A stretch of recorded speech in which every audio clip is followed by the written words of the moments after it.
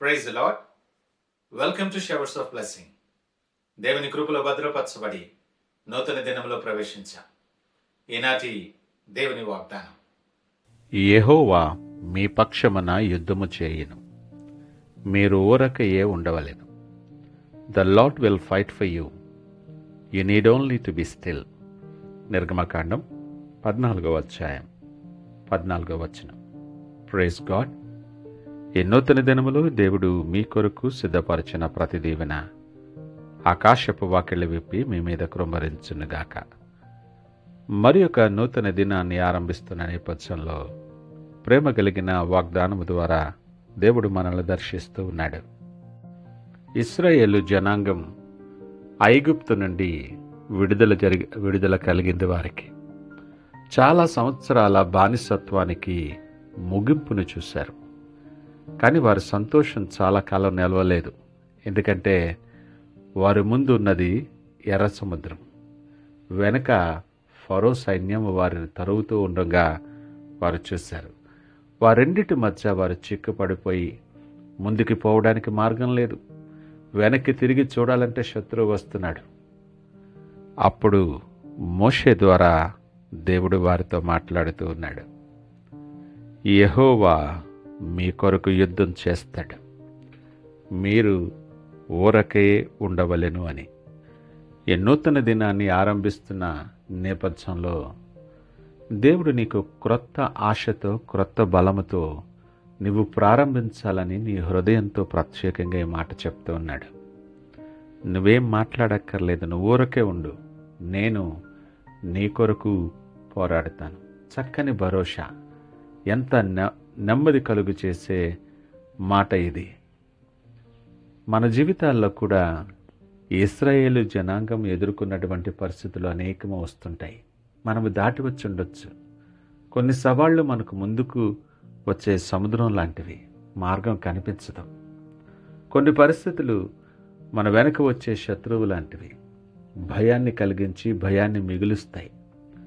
ఏం చేయాలో తోచని పరిస్థితి, ప్రార్థనలకు సమాధానం కనిపించకపోవచ్చు, పరిగెత్తడానికి శక్తి లేక బలహీనులైపోయి ఉండొచ్చు. కొన్ని సమయాలలో మాటలాడడానికి అర్హత కూడా లేనటువంటి పరిస్థితుల్లో మనం చిక్కుపడిపోయి స్తంభించిపోతాం.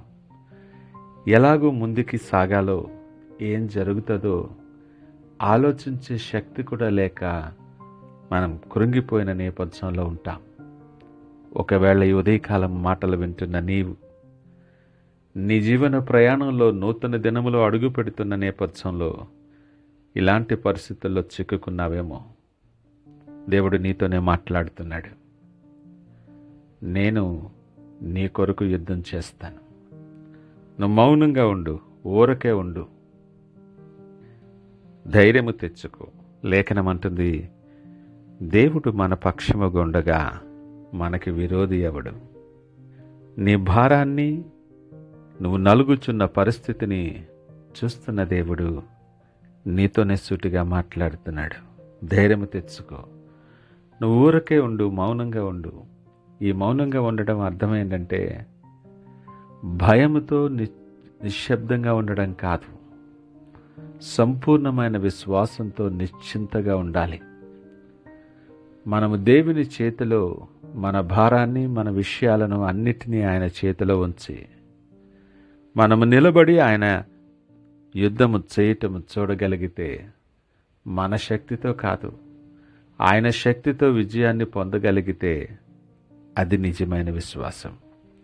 ప్రయాసపడి భారము మోస్తున్న సమస్త జనులారా, నా దగ్గరికి రండి, నేను మీకు విశ్రాంతినిస్తానని మాట్లాడుతున్నాడు.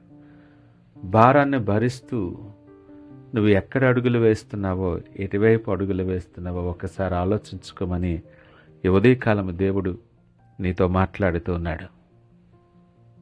నువ్వు ఊరకే నిలుచోవడం అనగా దేవుని మీద విశ్వాసం ఉంచి ఆయన మీద ఆనుకోవటం. నీ శత్రువు బలమైనటువంటి వాడిగా కనిపిస్తున్నా నీ దేవుడు మరింత బలవంతుడని నువ్వు నమ్మి ఊరకే ఉండాలి. ఒకవేళ చీకటి నిన్ను కమ్ముకున్నా ఆయన కాంతి నీ మీద ఉదయిస్తుందని ఆశ కలిగి నిరీక్షణతో ఆయన వైపు చూడగలగాలి. నీ పరిస్థితులన్నీ ఎరిగిన దేవుడు, అంతిమ విజయం నీదే. దేవుడు నీ కొరకు యుద్ధం చేస్తున్నాడు. నీ ఆరోగ్య పోరాటాలలో, నీ ఆర్థికమైన నష్టాలలో, నీ మనస్సు దిగులు పడుతున్న పరిస్థితులలో, నీ కుటుంబ కలహాల్లో, నెమ్మది లేని పరిస్థితుల్లో దేవుడు యుద్ధం చేస్తున్నాడు నీ పక్షంగా. ధైర్యం తెచ్చుకో. హృదయాన్ని కలవరపడనీయకు. నీ రహస్యమైన కన్నీళ్లు ఆయనకి తెలిసినవే.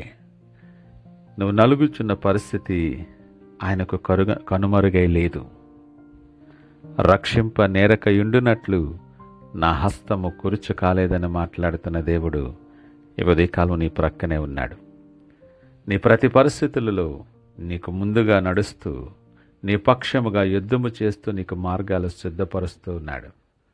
నువ్వు ఊరకే సంపూర్ణ విశ్వాసముతో ఆయన మీద ఆనుకొని నీ సమస్యలను, నీ పరిస్థితులను ఆయన చేతికి అప్పగించి నిశ్చింతగా సంపూర్ణ నిరీక్షణతో, విశ్వాసముతో ఈ నూతన దినాన్ని ప్రార్థనతో ఆరంభించగలమా? ప్రార్థిద్దాం. పరిశుద్ధుడు, ప్రేమ నమ్మకమైన మా యేసయ్య, వందనాలు, స్తోత్రాలు. ఈ నూతన దినం నీ మాటలతో నా హృదయాన్ని నింపి నన్నెంతో బలపరిచారు ప్రభా. మీకు వందనాలు, స్తోత్రాలు.